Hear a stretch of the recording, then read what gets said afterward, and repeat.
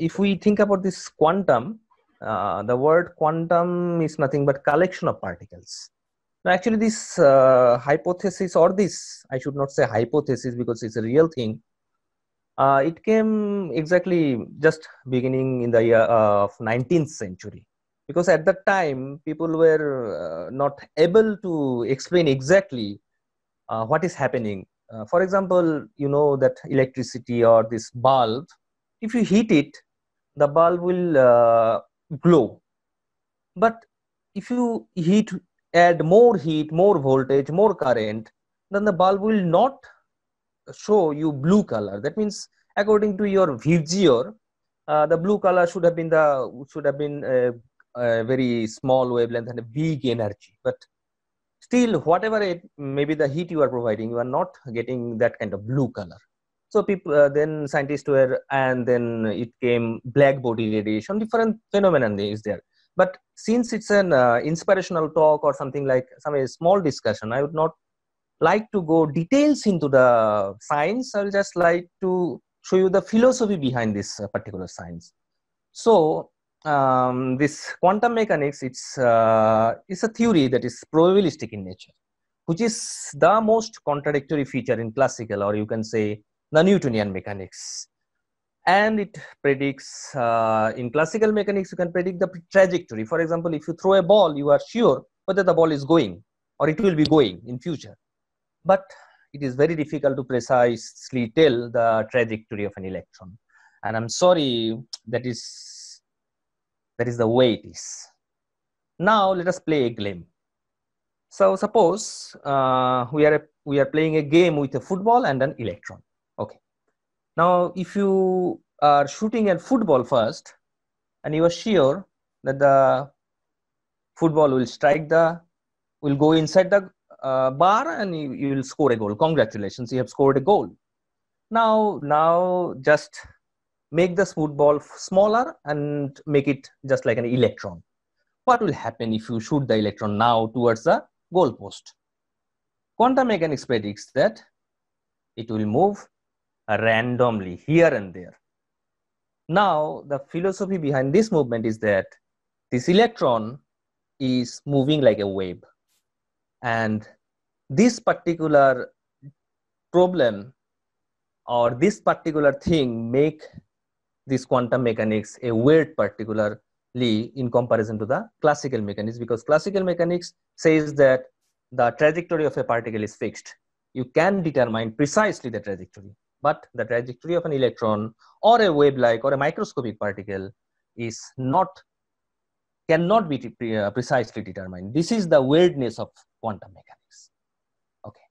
Now, these are the leaders of quantum mechanics, like Max Planck, who first introduced the term quantum in 1900, and then he proposed an equation called E equal to nh nu, where n is the quantum number, h is Planck's constant, and nu is the frequency of the vibration. Okay. Now this Max Planck, after Max Planck, then the different people came. Then Werner Heisenberg, then de Broglie, then Erwin Schrödinger, then Paul Dirac, Uhlenbeck, Feynman. Okay. Now this Heisenberg, we all know about Heisenberg's uncertainty principle. So we have learned it from higher secondary or in higher classes that position and momentum cannot be precisely determined. This is one of the most contradictory feature of quantum mechanics with classical mechanics, because in classical mechanics you can precisely measure the position as well as the momentum at the same time, but it is difficult at the microscopic level. That was Heisenberg's proposal. Then de Broglie, you know about de Broglie's wave particle duality. De Broglie said that, and it's very interesting to share the information that de Broglie, he told this, or he hypothesized that an electron has both particle and wave-like character at the age of only 24. We can't believe that at the age of 24 is very difficult to say. Now then comes the this Schrödinger, and this Schrödinger devised an equation which dictates the motion of this particular thing in terms of wave mechanics.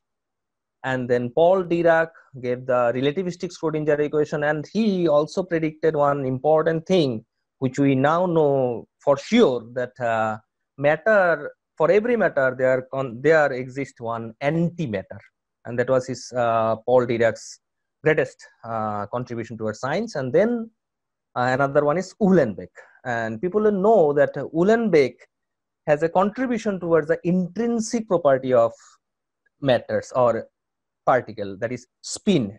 He actually showed us that electron can have only two different orientations of spin, and it was Uhlenbeck, and he was then only at the age of 21.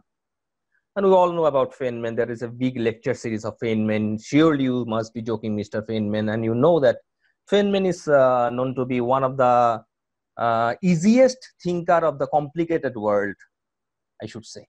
So these are some of the leaders. There are many, really. There are many, but I've collected some of them. Now, this is a congress. This is one of the scientific, you can say, scientific conference where the biggest mind of all time gathered together. The center one is Einstein, and the left one is just Niels Bohr, and we got Paul Dirac, Heisenberg. Every bit of brilliancy were gathered together, and you can see in any kind of Google that the Solvay Congress 1927, just after Schrodinger proposed the equation in 1926, they had a conference in 1927, where the conference was headed by Niels Bohr, and then Einstein was famous then. But during the whole conference, Einstein created dilemma about this quantum mechanics. He never believed quantum mechanics, and then he shooted different problems to the young scientists like Heisenberg and de Broglie, and he proposed different problems to them so that they can solve by using quantum mechanics, and then Einstein could understand. But at the end, Einstein told Heisenberg that please don't, because Heisenberg gave probability, that means the uncertainty principle. Then Einstein said, Professor Heisenberg, please don't ask God to play dice, because dice is that dice is used for probability measurements or numericals, something like that. Then Niels Bohr replied, please, Professor Einstein, don't ask God what to do. This was a controversy between them. And now I will not go to all these postulates of quantum mechanics because these are not very important. Now, quantum mechanics, sometimes it becomes unreal only due to the fact that it has a measurement problem. So measure problem is something like that. Suppose you consider an electron, it has both wave character as well as particle character. You cannot see them. You cannot feel them. So how to know that whether it has wave character or a particle character or both? Then what you have to do, you have to measure it.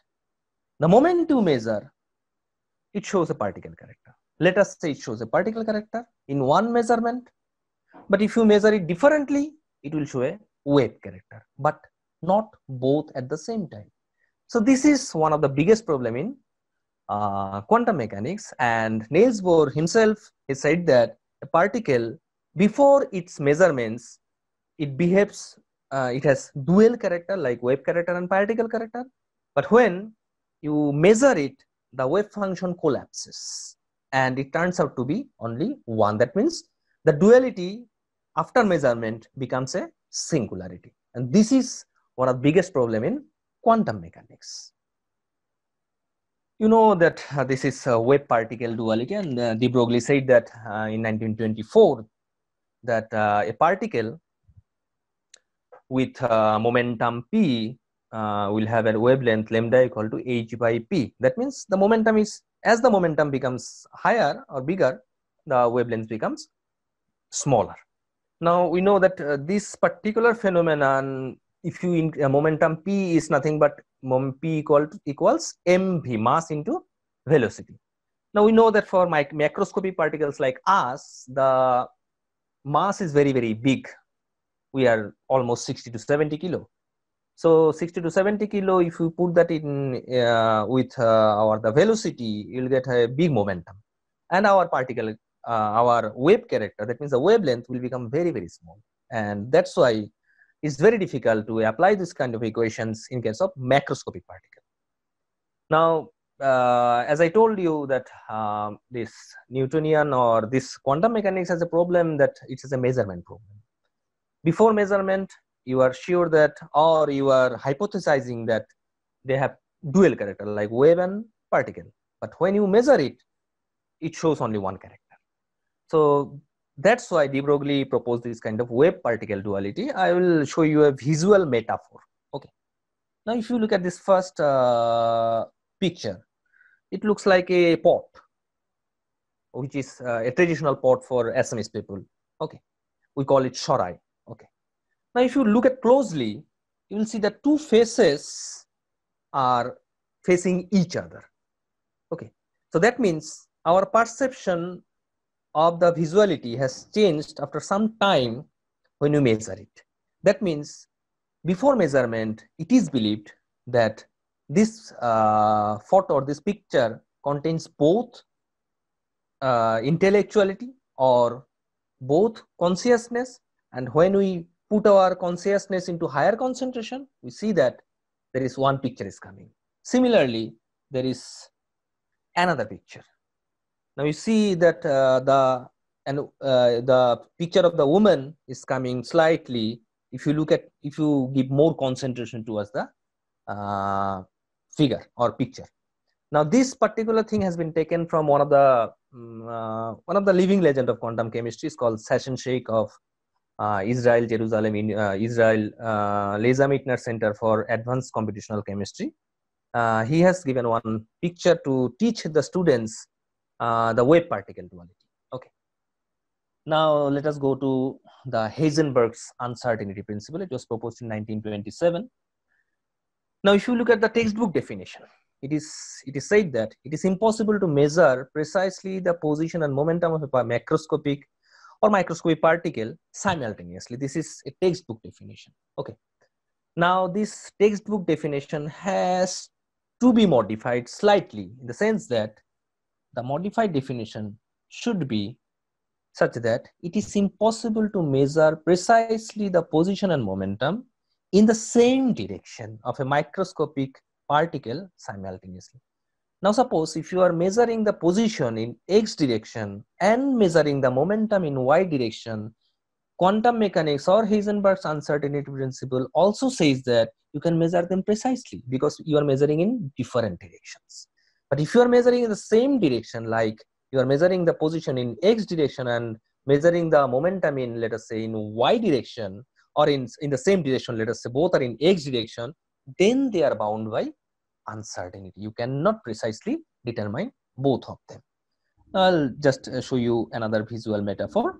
Now, in the first picture, these are 6 pictures. If you see, if you are very certain about the position, the momentum becomes blurred. Now, if you just make the position slightly blurred, the momentum becomes slightly distinct. Now, similarly, in the last figure, figure C, you will see that momentum becomes more clear, but position becomes blurred. So this is how this position momentum dilemma or position momentum uncertainty goes like. Okay, now this is another thing called quantum entanglement. This is very interesting phenomenon, and this has a lot of debate in the sense that, now first of all, we have to understand what is called quantum entanglement. It's nothing but it's a connectivity, or it's some kind of information sharing between two particles generated at the same time, but whatever may be the distance between them. Now, this particular phenomenon is called quantum entanglement. That means there are some kind of hidden information sharing between two particles.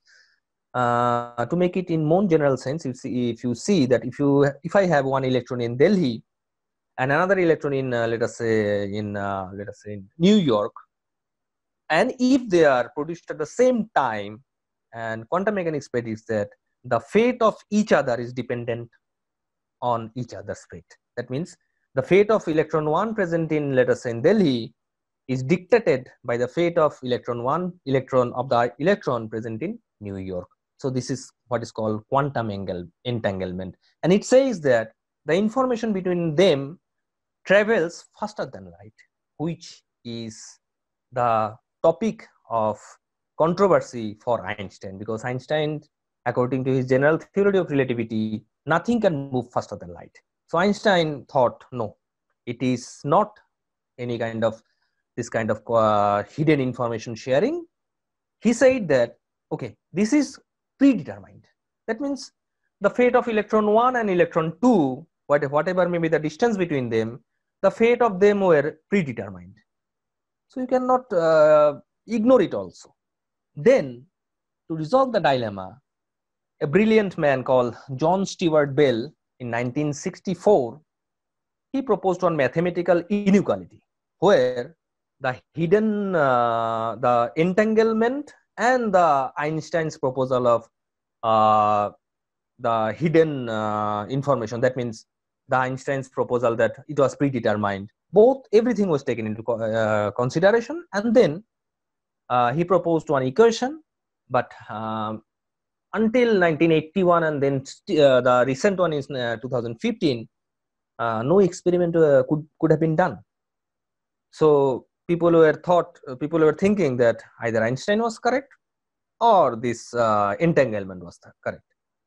Now, this quantum mechanics is giving was at the time from, let us say, 1940 to 1970 or 80. Quantum mechanics is giving us many things like laser, like your semiconductors, like your supercomputers. Many things has given by quantum mechanics.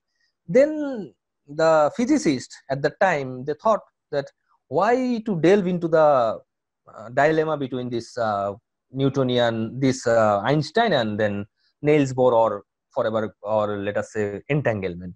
We are not bothered about this dilemma. We are just bothering about the calculation and getting the result. So that's why people never thought that how to do some experiment and see whether Einstein was correct or that entanglement was correct. And then John Stuart Bell proposed that particular mathematical equation, but he could not say anything about the experiment. It was in 1981, and the recent one is 2015. I will show you the experiment. Okay. In 2015, the experiment that has been done, let us consider two electrons. Okay. The first electron is entangled with a proton. This proton is entangled with another proton, and this proton is entangled with the last electron. That means the two electrons are entangled by the in between two protons, and you can't believe the distance between them is 1.3 kilometer. The two electrons, the distance between these two electrons is 1.3 kilometer, and this experiment has been done in LHC, that means Large Hadron Collider, that has been done recently in 2015. Now I will show you the result. Forget about the details thing. I will show you the result. The blue curve or the green curve, that actually is a Bell's curve, is based on the Bell's inequality. The red curve is based on the Einstein's possibility or Einstein's proposal. And these dots that I have shown are actual experimental data. So it shows that Bell's curvature or Bell's curve is showing you the exact experimental data, and it unequivocally proves that yes, there exists quantum entanglement, and information from one particle to the other can be shared between them with velocities, I should say, larger than light. Then Bell said jokingly that Einstein was consistent, clear, down to earth, but I'm very sorry, he was wrong. Now let us take some real example. We know sun. Now, the core of the sun has almost 27 million degree of centigrade. Now, this 27 million degree of centigrade is not enough to produce light that we are getting. That means there's a phenomenon in sun that is nuclear fusion. Fusion is nothing but fusing two hydrogen nuclei to generate one helium nuclei. Okay. Now you know that this hydrogen nuclei contains a proton inside, and if we bring two hydrogen nuclei together, there will be huge amount of repulsion between them, and this is somewhat called Coulomb repulsion. Now, to overcome this Coulomb repulsion, you need temperature as big as 15 billion. Now, sun cannot provide this 15 billion. Then, if sun cannot provide this 15 billion degrees of centigrade, then how this nuclear fusion is going on? So, this nuclear fusion can only be explained if we invoke a wave particle duality of this particular atom, and there is a particular phenomenon called quantum mechanical tunneling. That means tunneling is nothing but you can tunnel through a big barrier without any interference. Okay, I'll just if I put it in a simple sense. Now, another beautiful thing about sun is that if you look at the core of the sun, the core is producing those kind of gamma or those kind of photons that we are getting, and you will be astonished to know that the photon that has been generated in the core takes almost 10,000 years to come to the surface of the sun. So it has to travel it has to wait for 10,000 years for a single photon from a core to surface. It has to travel from core to surface, and it has to take almost 10,000 years. And the surface photon then comes to the Earth's surface. It takes only about 8 minutes. So tomorrow morning, if you see the sun, and if you take the photons in your face, you will be astonished to know that those photons were generated 10,000 years ago. So this is something, a real example of this application of quantum mechanics. And then I will go for another basic thing, what is called photosynthesis. This is very, very important, because if we don't have photosynthesis, even animal kingdom, plant kingdom, nobody can survive, you know it. So I'm not going to discuss the utility of photosynthesis, but I will make sure that how photosynthesis has a quantum mechanical viewpoint. Okay. Now we know this photon that is coming from the sun will be absorbed by the chlorophyll present in green plants. Now, when the moment it absorbs the photon, it creates one excited electron in the chlorophyll. That excited electron, we generally call it exciton. Okay. Now, this exciton has to now go to the reaction site to produce this kind of food and to actually do the photosynthesis, actual photosynthesis. But this exciton is in a forest. It doesn't know where the reaction site is. So it has to move very, very fast, because we know that this exciton has a very, very small lifetime. It decays very rapidly. So it has to move faster so that it can reach to the reaction site. The only possible way it can reach fastest to the reaction site is that it can move at randomly at all directions at the same time. That means if it can move like a wave, it can travel all the directions at the same time, and then it can reach the destination, that means the reaction site, as earliest. So this definition or this idea of photosynthesis can only be explained with the help of if we consider that the exciton moves like a wave. Okay. Now, as I told you that two particles, when they are generated at the same time, they can entangle. That means they can share information faster than light. Okay. Now, if I consider one electron with a spin up, let us say, and we call it 1, let us say 1, then we immediately know that the other electron will be spin down, and we'll call it a 0. Now we know that these two are being generated at the same time. That means they should be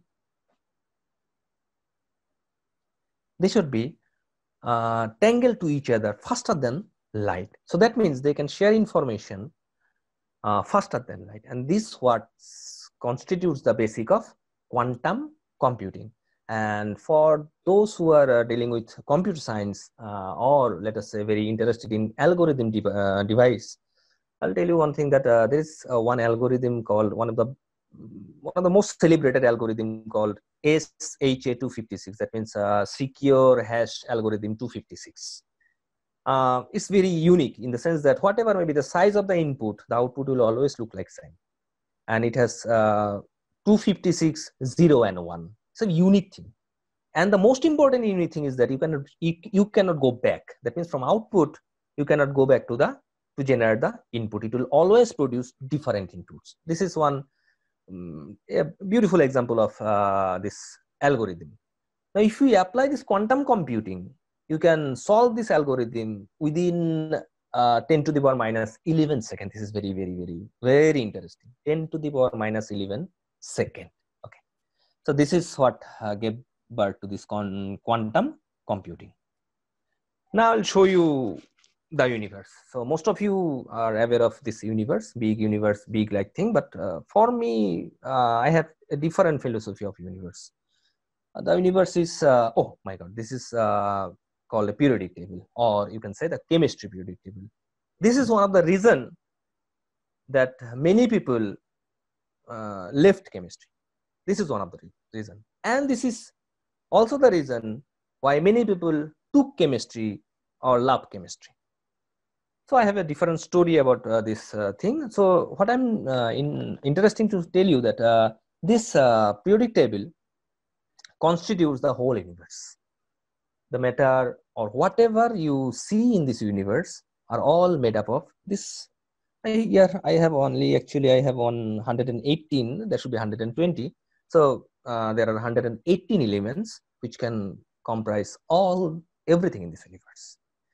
Now this has been recently, or these are being taught in to the students, and we say that yes, we have given them the latest information, but I'm very sorry that this is not the latest information. For physics, I have devised another periodic table for physics people also. The physics people will say that electron, neutrino, up quark and down quark is, these four are the most fundamental basic particles that creates the whole universe. Okay, you can have different analogies like muon, different, they're almost similar, but these are the four basic things that constitutes the whole universe. Now I will tell you one the latest direction of quantum mechanics, or the latest hypothesis, or let us say latest achievement that has been done using quantum mechanics. Now this has a trivial history. You can see the picture of Michael Faraday. He's the hero for me, because this Michael Faraday has given birth to many science. So for example, Michael Faraday devised something called electromagnetism.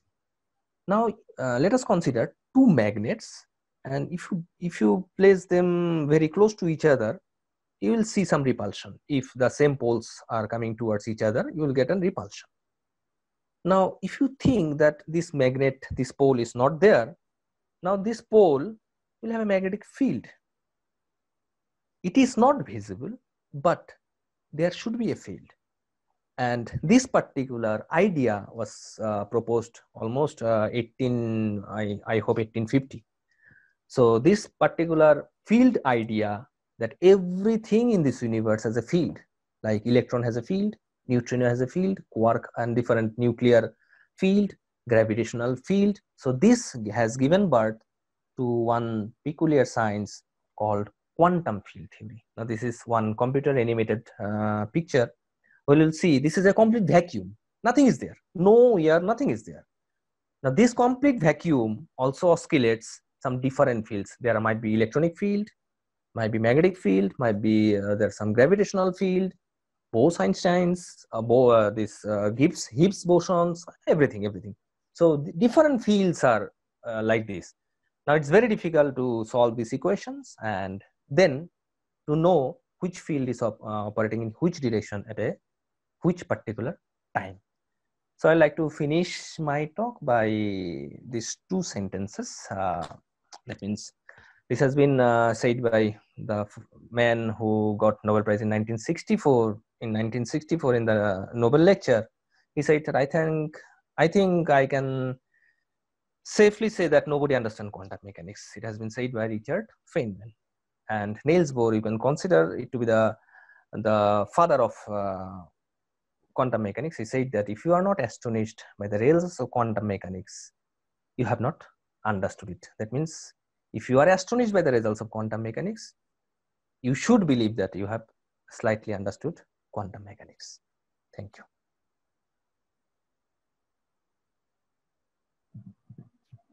Thank you, sir, for the nice talk.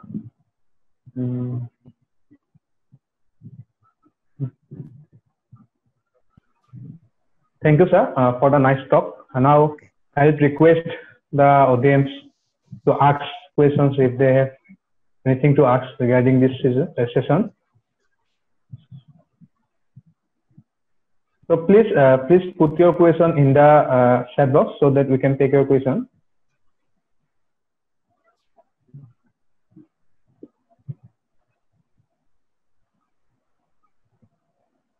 Dr. Guha, sir, we have already got some questions on the chat box from some of our participants.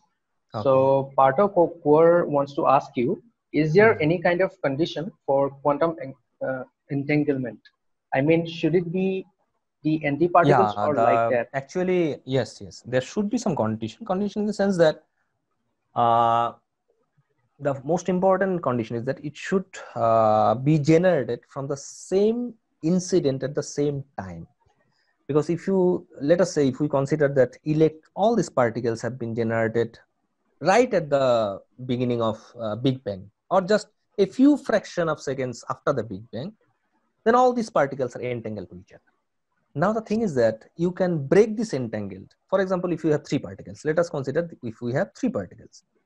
All these particles are generated from the same incident or at the same time. Now, when these two particles are, first two particles are entangled strongly, the third will have lower entanglement with the middle one.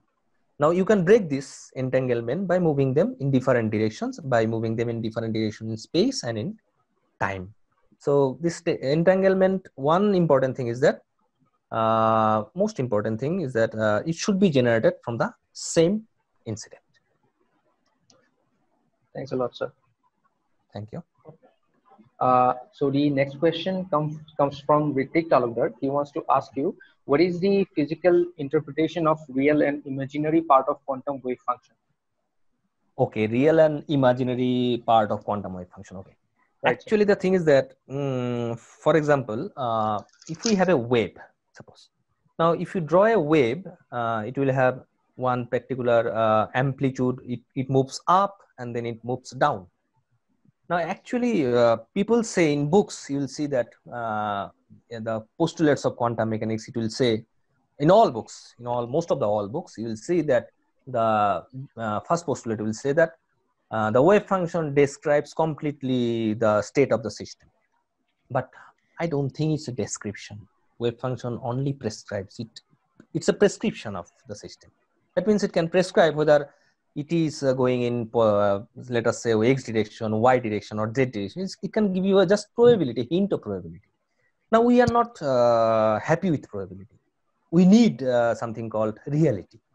So, to convert this probability into reality, this Max Born has given one interpretation that if you square it, square the wave function, it will give you a real quantity.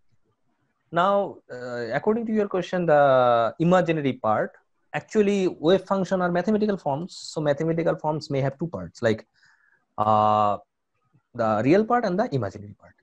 Now, if we consider the imaginary part and square them up, like if the modulus of this square, wave function square, a plus ib into a minus ib, you'll definitely get a square plus b square. So if you ask me what is the physical significance of the imaginary part of wave function, I will say none. Wave function has no physical interpretation unless and until you square it or make the square of the modulus, then only you can get some physical reality. Thank you, sir. Next, I would like to take a question from Onimesh Pujari. Sir, can you cite some more examples of quantum entanglement in the natural world? Quantum entanglement in the natural world. Okay, there is a game. Actually, it's very difficult to play here. There is a game, a card game. If you take a playing card, and suppose both of you are playing together, and you will not communicate with the partner that I need 2 cards of opposite color. If I say you, if you think like that, don't share it with your opposite partner. 6th out of 10th times he will give you what you are asking for without letting him know. This is a game, and this game signifies that whatever you are thinking, you are entangling the thought of your partner and asking him to do whatever you want. But it is not 10 on 10, it is 6 on 10. So if you keep doing for longer period of time, you will get higher probability of this kind of thing. But people obviously will have definitely it will have a definite different interpretations. People will say that no, this is completely predetermined. People have already predetermined it. But I have shown you that Bell has given one mathematical formulation where the predetermination, the hidden variables, and the entanglement all taken together, and then it has proposed one inequality, and which has been verified by experiment, a delegate experiment, I should say, and it has proved that yes, quantum entanglement wins the race over hidden variables. That means that has been proposed by Einstein, and information can move faster than light. And you know about quantum computing, this has been getting some popularity and getting more advancement, and by let us say 20 or 30 years, you will get all the examples of quantum entanglement in your desktop, in your room, or in your palm top. I hope so. Thank you, sir. Sir, actually, I have a question. Yeah. Means, I have gone for a workshop in IIT. Then when I have attended the class on quantum mechanics, the instructor told us that if I leave that class, or suppose I have leave this meeting. I have leave this meeting now.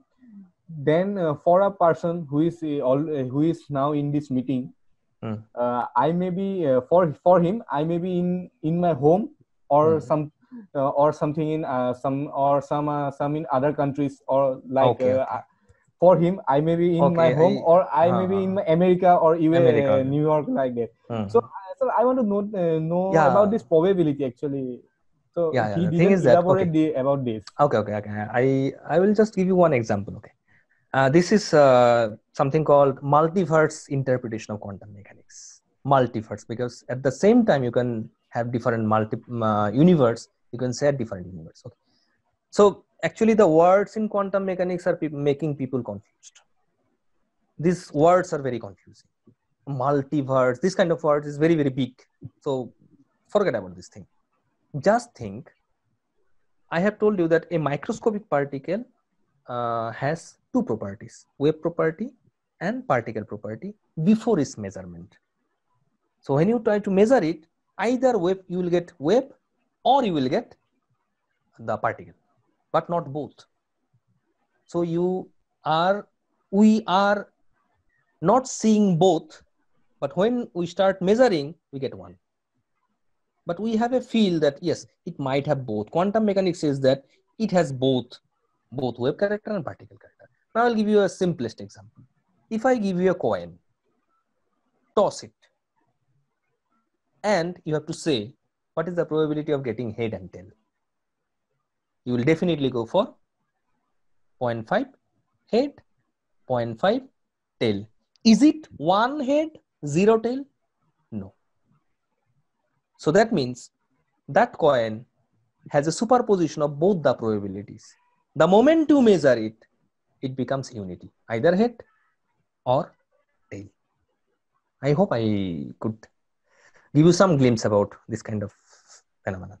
Yes, sir. Thank you, sir. Okay, sir, we're taking one more question from the audience. Okay. Can you please elaborate the universe related with the periodic table of elements? Universe related to the periodic table of elements, you will take anything from the universe, anything. Take this this headphone, this glass, this hair, everything, anything from this universe, and extract all the atoms. You will get all the atoms that are present in this periodic table, and you will say that okay, there are some atoms which are synthetic, they are not naturally found. Naturally, generally 92 elements are found. So if you take some natural source, you will get natural element. But those artificial man-made radioactive elements, they are also a part of this universe. They can also radiate energy. You can create them, you can destroy them, you can convert them from one radioactive nuclei to another less radioactive stable nuclei, this kind of thing. So this is how this periodic table, the whole periodic table takes all the universe or everything of this universe into account. Thank you, sir. Next, I would ask another question from the audience. Hello, sir. Can you please explain more about the tunneling of hydrogen atoms to produce an helium atom, and how do they manage to overcome the mass required? Okay. Actually, the thing is that tunneling is something. Suppose if I ask you to cross a wall, which is let us say 20 feet tall. If I ask you to cross a wall of 20 feet height, will it be possible for you to cross? No. You will say no. 20 feet is very big. I can jump only up to, let us say, 7 feet, 8 feet, not more than that. But if you consider an electron or a microscopic particle, it has both wave character and particle character. So it moves like a wave. When it moves like a wave, the wave function will have a probability of finding on the opposite side of the wall. That means the wave function is not zero on the opposite side. That means it has a finite probability of passing through the wall without crossing it or without jumping from this point to the another. It can travel in between. So this is known as quantum mechanical tunneling, and the thing is that the temperature that almost 15 billion degrees centigrade is needed to put two hydrogen atoms to make a helium is not necessary in sun, because the hydrogen atoms, they move like a wave, they can tunnel easily, and they need around almost 20 million degrees centigrade to do that kind of fusion, because quantum mechanical tunneling is helping them to overcome that barrier, that temperature barrier, and then this reaction can happen. But the reaction is very slow. I told you that the photon that has been generated in the core takes almost 10,000 years to go to the surface, and then it takes another 8 minutes to reach it to the surface. So this is how this quantum mechanical tunneling is helping the sun to achieve this fusion. Thank you, sir. Thank you, sir. Thank you. I would like to take another question from the audience. Sir, here is a question from Anindya Parasar. He wrote that only a fraction of electrons show quantum tunneling while some are left behind. Is there any explainable reason? And obviously. See, we cannot quantify electrons. It is very, very difficult. We cannot quantify electrons. At the beginning, I told you it's a probabilistic. This quantum mechanics is a probabilistic science. We cannot quantify it. And that's why when a wave function travels from one end to the other end of the wall, it has a finite probability. I'm not saying it has the whole probability. It has a finite probability. Let us say it is around 0.2, 0.3. So there is a finite probability of finding the electron on the opposite side of the wall. So if you take this probability and measure the coefficient of this probability and square it up, you will get nothing but the number of fraction of electrons that can be found on the opposite side of the wall. So this is actually the difference between this Newtonian mechanics, which is always concrete. You can have 1, 2, 3, 4, 5 like thing, but in case of quantum mechanics, these are all probabilities. So it's very difficult. That is why it's very difficult to digest. This is the most important thing. Thank you, sir. The next question comes from Chinmoy Borua. He wants to ask how spin trapping can be related to quantum entanglement. For example, recently Google and IBM have been able to show quantum supremacy through laser technology. Okay, I agree. So this quantum, you are dealing with quantum tunneling and the spin entrapment. Okay, the thing is that our notion of electron spin, that means it is either going clockwise, or for a higher secondary student, we'll call it that it is moving clockwise or anti-clockwise. It's not actually like that. Electron is moving in every direction in its own axis. For it can have 360-degree rotation in its own axis, because all these 360-degree rotation are based on conservation of angular momentum. All directions are angular momentum conserved. So it can have any direction. But for our convenience or for our bookkeeping, we consider that if there are two electrons, if you have electron 1 moving in one direction, so let us say in positive direction, or let us say in upward direction, we immediately know that the electron 2 is moving in the opposite direction if they are staying close to each other, which is also the basis of your Fermi's exclusion principle, Pauli's exclusion principle, whatever you say. But what will happen if you take this electron far away? Will that electron 1 dictate the fate of electron 2? That is an open question, and that has been proved in the Bell's experiment, that yes, you can tune the property of the other, or they have a secret communication faster than light. So one dictates the fate of the other. That's far as I can say, but I'm not aware of this IBM machine, what they have done. So I have to look at it. Thank you, sir. The next question comes from Omlanjyoti Kolita, okay. Who is in fact one of your favorite students. Yeah, obviously. Sir, please give any example, if exist, where a macroscopic body shows a wave-like nature.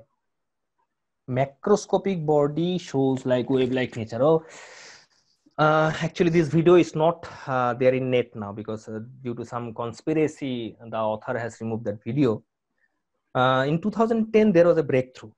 There is a breakthrough. An Austrian student, he suddenly rushed to one of the physics faculty and said that, sir, I want to do PhD. So, okay, you want to do PhD. So, do you have any proposal for doing PhD? Yes, sir. I want to build some machine which will move like a wave. You can see the machine through your naked eyes, but it will move like a wave. Then the supervisor said, are you crazy? No, sir, I'm crazy, that's why I'm coming for PhD. Okay, try it. He tried for almost 4.5 years. And then in 2010, he devised one gadget which can be seen through the naked eyes, which floats like a wave, which follows quantum mechanics. So it's called, it came into the magazine called The Greatest Breakthrough of Science in 2010. If you type in Google, The Greatest Breakthrough of Science in 2010, it will show a gadget, but the video is not there now. It has been deleted due to conspiracy. So this is one particle, and if I give you one definition of a macroscopic thing obeying quantum mechanics, I will tell you one story. Okay. So if you don't mind, Omlan, I can tell you the story in my lab also, because this will disturb all the audiences. So believe me that macroscopic object also obeys quantum mechanics. Otherwise, the Pluto, or let us say one Mars, would have definitely strike Venus, or definitely strike the Earth at whatever they will, at the time whatever they will. So they have to follow also Pauli's exclusion principle, try to stay away from each other, behaving like two superposition of quantum waves. I believe so. Thank you, sir. Next, I would like to take another question from the audience. This question has been asked by Joydipda. So for some, quantum mechanics was considered as the theory of everything, but later it was found that it could not explain the theory of gravity. Can you explain it? Yeah, quantum gravity has no, actually at present, quantum gravity has no experimental evidence right now. But people are proposing many ideas, many theories that people are not trying to see that can gravity be explained by quantum mechanics? No, they are trying to see, is there any quantum mechanics inherently inbuilt in gravity? So people are trying to design some experiments, but till date, to my knowledge, there has not been no experiment which can show any quantum mechanical feature of this gravity.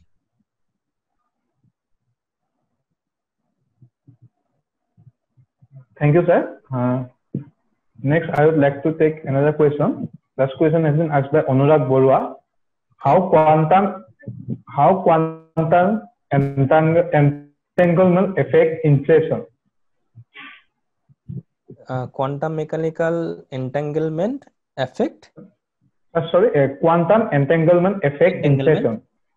Inflation. Yes, sir.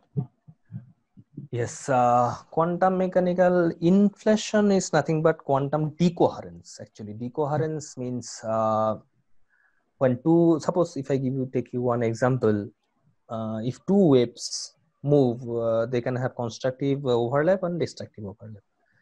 Now, if two waves when move, and then if you just disturb one another, they cannot coherent or they cannot have superposition at their will. They may distract from each other, or you can say that if you just disturb one of the wave, then the wave of the other will be disturbed. So you can decohere, or you can create decoherence, or which is also known as the breakdown of this entanglement by mechanical wave or by different ways. So this inflation and this entanglement, this one special situation of this entanglement is, you can call it inflation. That means when you decohere it, or when you break the entanglement by doing any physical method, then or any mechanical way, then you can create this inflation. I hope so. Thank you, sir. Sir, I have a request. Okay. Few minutes ago, you have told that macroscopic particles also shows wave property, and you said about some story. So we would love to hear that story from you now. Okay, sir. so if I have time, then I can share. Do I have time? You can share. Okay. Yes, sir. No, actually, it's not a story. It's not story. It's just an interpretation from my side. Okay. The interpretation says like that. Suppose in a classroom, in our, let us say in Cotton, there's a big classroom. Degree students are sitting. They are shouting here and there until and unless the teacher enters into the room. So before the teacher enters into the room, the velocity of their mind was very, very high, because they are moving here and there, shouting here and there, discussing everything, discussing many things. Okay. So since their mass cannot be changed within an hour or so. So let us consider their mass are fixed. Now the velocity of their mind is very, very high before the teacher or before the madam enters into the class. So before that, what happens? The velocity of the mind is very high. So the momentum will be very, very big, because momentum is mass into velocity. So it's very big. Now, according to de Broglie's equation, lambda equal to h by mv. So if the momentum is very big, the wavelength should be very, very small. And that is only the reason their wavelength, when before the teacher enters into the class, their wavelength is very, very small. They can only concentrate towards their immediate neighbor. That means the friend that is sitting next to him or her, they can interact, but not towards the whole class, because the wavelength of individual student becomes very, very small. Now what happens when the teacher enters into the class? When the teacher enters into the class, the student has to decrease the velocity of his mind so that he can concentrate, and his momentum become, or his or her momentum becomes very, very small. The wavelengths become very big. Now he can or she can understand what the teacher is saying, whether the teacher is delivering the lecture from a far distance. Everybody can understand, everybody can have their concentration. So I believe that this wave particle duality also exists in case of this macroscopic particle, but many theoreticians or many people will say that I may be wrong, but my interpretation says that like this, and it's very difficult to apply those quantum mechanical expressions or implications in macroscopic thing because of the size constraint has been reduced, or it has been the boundary between the size macroscopic and macroscopic is not known to us, and then we cannot apply this thing to exactly to the macroscopic world. But interpretation you can have. Thank you, sir. Thank you, sir. We are getting a lot of questions from our audience, but it is time we wrap up our session. So we're going to take one last question from the audience. The question comes from Freewords team, which is actually hosting this whole session. So he wants to ask, if we zoom into any physical body, we kind of move from the periodic table of chemistry into the standard model of particle physics. At that level of quantum, the level of quantum particles and study quantum mechanics, what is the role of chemistry? Yeah, actually, if you ask me, I don't see any role of chemistry in quantum mechanics. Actually, chemists are very very cunning, and they're very you can say very intellectual in the sense that they know how to use. They will never develop anything. This kind of mechanics is always a part of physics. So if you understand how the particles move, how everything moves, what is their fate in future, what is their time-space relationship, and how the dynamics of the everything, then you have to read physics. And this chemistry then keeps waiting in the sense that these chemistry people will wait. What physics has done? Okay, they have devised this kind of thing. They have utilized this kind of thing to produce this kind of thing. Let us utilize the thing to analyze our chemical analysis. So actually, if you say that it's quantum mechanics and everything, I should say chemist has a very limited role. But that's why I tell all my students, and I have a personal philosophy that try to understand mathematics. Then not only mathematics, but also try to understand mathematics and physics. Play with chemistry. This is what my philosophy is. All right. Thanks a lot, sir, for the answer. So with that, we'd like to wrap up our session. So just before we wrap up the session, I'd like to mention that the Google form link for this session's attendance has been given in the chat box. So everyone open the link and submit the attendance later after the session ends, so that we can provide the certificate to each and everyone.